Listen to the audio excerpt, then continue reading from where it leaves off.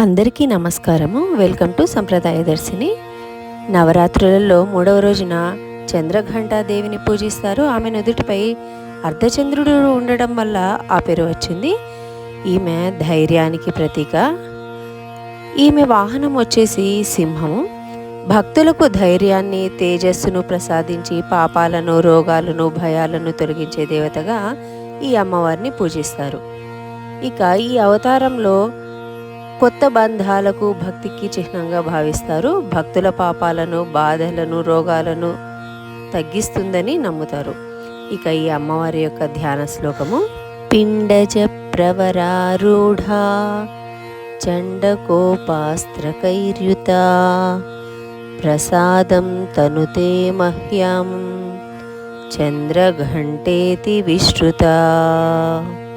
ఈ అమ్మవారు శక్తికి, ధైర్యానికి, శాంతికి ప్రతీక. ఈమె ఆరాధన వలన భక్తుల పాపాలు, ఈతి బాధలు, రోగాలు, ముఖ్యంగా మానసిక రుగ్మతలు తొలగిపోతాయి. ముఖ్యంగా భక్తితో పూజించిన వారికి అమ్మవారు ధైర్యాన్ని ఇస్తారు, తేజస్సును కూడా ప్రసాదిస్తారు.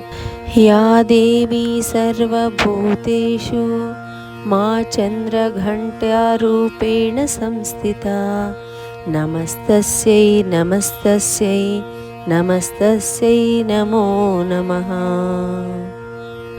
Like, share and subscribe my channel. Thank you.